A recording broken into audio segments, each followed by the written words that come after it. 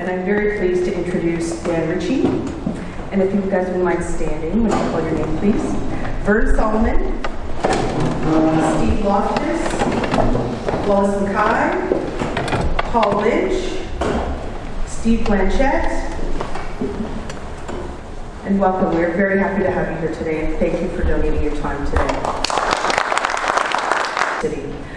Leading the helm of that ship, I am very pleased to welcome my Executive Director, Svi Lifshitz, who's going to take you through a brief presentation, talk to you a little bit about Barrie, and then I will wrap up with some information around some of the development opportunities and some of the work that we're doing around the waterfront to further invest in our community. So speaking about community, the city of Barrie, it's a growing community, a dynamic community with a thriving economy and lots of opportunity. Through this presentation today, which will come up in a minute, you will see, I'll try to keep it brief because I can talk about Barrie forever, but you'll see some statistics and you'll see some data. My goal at the end of today is to leave you with 3 main points. I want you to remember that the city of Barrie is a city of prosperity, the city of Barrie is a city of growth. We're about to enter a new growth phase, and that the city of Barrie, most importantly, is open for business. We welcome you. We, Invest Barrie, the city of Barrie, and our ambassadors are all looking forward to your investment. So thank you for being here today. So to begin, I'd like to talk to you from a high level a little bit about the city and what makes it so great. I'd like to begin with this theme, that the city is a city of prosperity, and the mayor has mentioned something about the growth and in the real estate market. The truth is, even though the real estate market is now starting to, or has been heating up, the prosperity and the growth in our economy has been ongoing for quite some time. The city of Barrie has grown, the businesses within the city have grown by 56% in the years 1998 to 2009. With that growth, the job numbers and employment numbers have grown the same, but the real important thing is this number down here at the bottom. The professional, scientific, and technical services in our economy have grown by 25% over that same period. So for anyone who studies economies, they'll know that this is a significant rate of growth. When you take this type of economic growth, the growth in numbers, the growth in jobs, along with the unparalleled and unrivaled quality of life, you end up with significant population growth. Over the last 20 years, over here I have a figure of 40, but over the last 20 years, our city has grown by over 200% in number of population. We're currently at around 150 to 155,000 people, and we expect to be at 210,000 people by 2031. That's an additional 40% growth in the next 15 years. And even with all of that growth, while it's occurred, Standard & Poor's, one of the leading rating agencies, has continued to reaffirm the city's strong financial budgetary position as well as our economic state.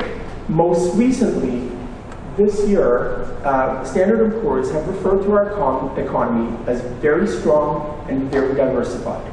Our economy has grown by about 167% over the last 10 years, but more importantly, we will be reaching $9.5 billion in GDP by 2021, in the next 5 years. And here's the really exciting part. We're about to enter our new phase of growth. Many of you may know that Barrie was one of the fastest, if not the fastest growing city in Canada. We're about to enter a new phase of growth, but this will be a more managed growth, a well thought out growth. Our borders have been expanded to the south by the province of Ontario, and an additional 5,700 acres of new land have been added to the city's borders. We're now about to enter this growth period, and the expansion of the city's boundary provides the city an opportunity to plan and manage growth to support a strong and stable economy, build a compact, vibrant, and complete community, and create a sustainable future while addressing the goals for growth that the province has set out. In order to properly manage that growth, the city has put together a very well thought out and prudent growth management strategy that will be used to guide the growth, both within Old Barrie, within the existing boundary, as well as new lands to the south over the next 20 years. Now, it should be noted that the province has allocated new land to the city over the last 60 years 10 times. That's in order to support the growth. And so this is the time. Our city will be growing, as I mentioned, to 210,000 people over the next 15 years. This is the time to make these new investments in real estate, in business, in institutional. And so we've talked a little bit about the actual growth related to land. But businesses are looking at something else. They're looking at other reasons for locating in Barrie. And I thought I would just bring up two businesses that have located in Barrie and the reasons. So I've decided to choose a large multinational IBM that everyone is familiar with, as well as G-Shift Labs. This is a scalable, fast-growing technology company that has decided to locate in Barrie from Kitchener. So starting with IBM, why is it that IBM decided to locate in Barrie? The IBM, as a large company, they're looking beyond just the low cost of doing business. The things that they cited, and then they cited a lot of things, were the proximity to the Greater Toronto area. This proximity should not be understated. It is important to note that even though we're not part of the GTA, we are on the cusp of the GTA. Access to a local fiber optic network. The city of Barrie has 2 national fiber optic networks that go through the city. Guaranteed access to fresh water in our new water treatment facility, which is important to IBM for cooling purposes, and also, most importantly, that the city is open for business. We welcomed IBM, we worked with them on their planning needs and permit needs. And G-Shift. Again, this is a fast-growing technology company. Why did they locate here? Well, they looked at lower operating costs. This is important for a fast-growing business. Businesses look at runway. What will it cost them in order to operate, and how long do they have with their funding in order to succeed? Barrie provides a longer runway with the lower cost of doing business. We also offer access to non-commuting technology employees. This is very important. In the GTA, employees who commute are more likely to look for new employment, which causes turnover. It is not the case in Barrie that the same rates of turnover within technology companies. They also look for the high quality of life and the fact that their employees can live happier, more productive lives here, and the fact that we have strong networking opportunities with our local business community that is supportive and wants our businesses to succeed. And we talked about IBM and their goal of looking at the infrastructure. Just a brief summation, we have 2 national fiber optic lines that run through the city of Barrie, down to 151 Front Street in Toronto. We have Canada's 2nd largest highway going through the city, as well as 3 major provincial highways that are adjacent to the city. We have a commuter and short line rail. The commuter rail will in the near future be expanded to be going 2 ways all day down to Toronto. And then finally, the city's new investment in a surface water treatment plant that opened in 2011. This is a state-of-the-art facility for treating water. Again, manufacturing businesses, data centers. Water is very, very important, and as well as the state-of-the-art surface water treatment facility.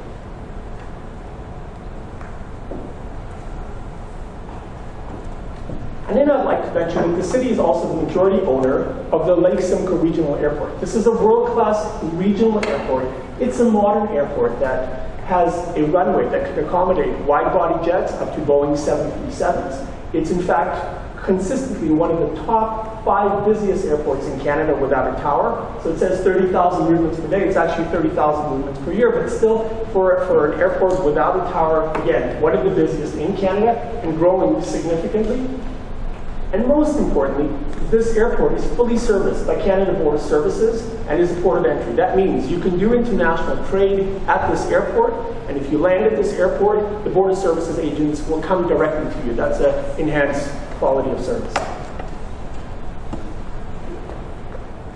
The mayor briefly mentioned our low cost of doing business. 2 reports came out this year focusing on 2015 data. One focused on the total cost of doing business and one focused on taxes, which I alluded to earlier. On the total cost of doing business, Barrie ranks 2nd in the Northeast US and Central Canada. This is the largest block of the largest North American region that they assessed. And in that region, when you look at all the US cities and all the Canadian cities that were looked at across all industry sectors, Barrie ranked 2nd lowest cost of doing business.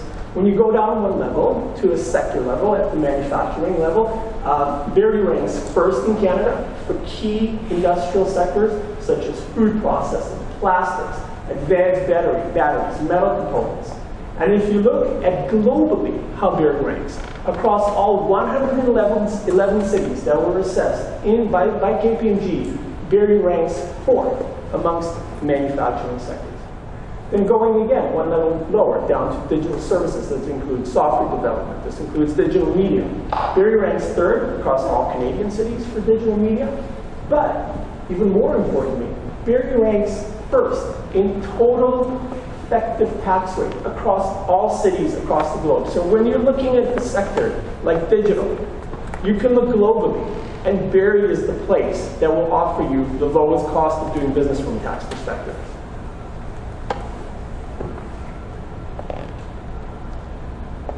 We can't not talk about our young and talented workforce, a key part of Barrie's value proposition. Barrie has the 3rd largest proportion of college graduates in Canada. 61% of our workforce have post-secondary education. Barrie is a young city with 37 median age, very important. And we're surrounded by universities. We're surrounded by 23 colleges and universities in the Greater Toronto Area, many of whom have partnered through our college, which I'll talk about in a minute, through the University Partnership Center. So our local college here, Georgian College, this is a significant college. It has 7 campuses. The main campus is here in Barrie, 28,000 students, and it includes a University Partnership Center that offers degrees to students, as well as diplomas. They have recently built a new $65 million Center for Health and Wellness, as well as a $9 million building for sustainable technology. And most recently, they have applied for a federal program that would allow Georgian College to build a new innovation and engineering school right here in Barrie. And very importantly, our growth in entrepreneurs, our growth in startups. This is key for Barrie's economy. I just wanted to note a few of the support mechanisms that are currently available. Everything from the Small Business Center that Stephanie alluded to, which is managed within the city of Barrie, as well as Henry Bernick Entrepreneurship Center. This is an entrepreneurship center within the college. Venture Lab, many of you may know, this is the Regional Innovation Center that is in York Region, but now services Barrie right here. And also we have Royal Victoria Hospital. Many of you may know the province has started a health innovation program, a key program that would like hospitals to not only innovate more, but also to procure more around innovation. And we're working closely with RVH to make them a center for that sort of health innovation and entrepreneurship. I mentioned earlier we're open for business. This is key for us. Invest Barrie is your connection to the opportunities in the city of Barrie. We're a strategic portfolio, and we're laser focused on working with you and being your concierge to the opportunities in the city. There are many, and we are looking forward to working with you. Invest Barrie will provide you or your clients one-on-one engagement, direct assistance, and connections to all 3 levels of government. We will connect you to stakeholders and other facilitators, and we will provide a detailed concierge service in order to facilitate your investment. And finally, key, the quality of life. The short commute. So beyond just quality of life for the sake of quality of life, there are specific aspects that businesses look at. First of all, the short commute. I mentioned this earlier. Employees that have long commutes are far more likely to leave their work, and this is a problem for many, many sectors. So in a recent study, 15% of those surveyed said that they would change jobs just for a shorter commute, even if the pay was lower. 48% of commuters said that their commute had a significant impact on their job satisfaction. 32% of commuters said that they look at commute when choosing a job, and 11% felt that it negatively impacted their work-life balance. So for businesses that are competing for very scarce resources, where do they want to locate? And the advantages offered by place that people are not only commuting less, but also spending more time with their family, spending more outdoors time makes them more productive and also more likely to remain with the company that they're with. The data points to that. Of course, Barrie is less than an hour drive, as the mayor mentioned, between the dock and Bay Street. But we have biking, we have skiing, both types of skiing. We have hiking and walking, 10 kilometers of incredible shoreline and boating. We have it all. This truly is the mecca for quality of life. And again, the reduced commute time means you have more time, employees have more time for leisure and entertainment. We are a hub for culture in the region. We are dedicated to protecting our environment. We have over 300 hectares of parkland, and we are now second. Recently we were first, and will likely be first again, safest city in Canada. So these are important stats when trying to attract employees and also for the growth of the city. So with that, I thank you for your time, and again, I welcome you to reach out to us, and we look forward to connecting with all of you.